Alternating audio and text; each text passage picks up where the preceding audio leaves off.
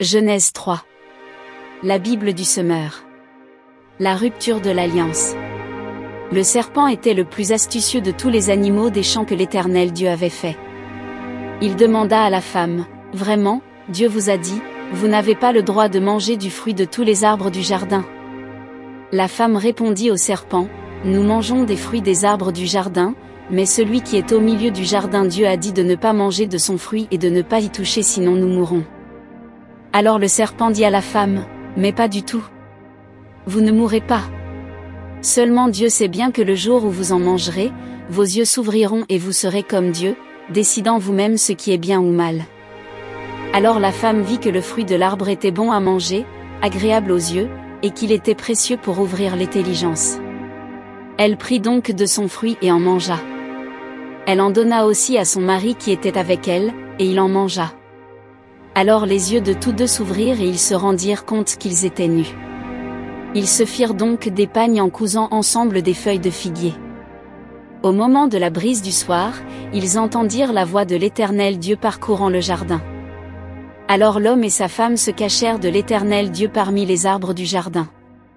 Mais l'Éternel Dieu appela l'homme et lui demanda, « Où es-tu » Celui-ci répondit, « J'ai entendu ta voix dans le jardin et j'ai eu peur, car je suis nu, alors je me suis caché. » Dieu dit, « Qui t'a appris que tu es nu ? Aurais-tu mangé du fruit de l'arbre dont je t'avais défendu de manger ?» Adam répondit, « La femme que tu as placée auprès de moi, c'est elle qui m'en a donné, et j'en ai mangé. » L'Éternel Dieu dit à la femme, « Pourquoi as-tu fait cela ? » « C'est le serpent qui m'a trompé, » répondit la femme, « et j'en ai mangé. » Alors l'Éternel Dieu dit au serpent, « Puisque toi, tu as fait cela, tu es maudit parmi tout le bétail et tous les animaux sauvages. Tu te traîneras sur le ventre, tu mangeras de la poussière tout au long de ta vie. Je susciterai de l'hostilité entre toi et la femme, entre ta descendance et sa descendance. Celle-ci t'écrasera la tête, et tu lui mordras le talon. » Dieu dit à la femme, « Je rendrai tes grossesses très pénibles. Et c'est dans la souffrance que tu mettras au monde tes enfants. Tes attentes seront tournées vers ton mari, mais lui, il te dominera. » Il dit à Adam, « Puisque tu as écouté ta femme et que tu as mangé du fruit de l'arbre dont je t'avais défendu de manger, le sol est maudit à cause de toi.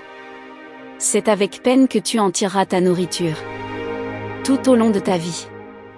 Il te produira des épines et des chardons, et tu mangeras des produits du sol.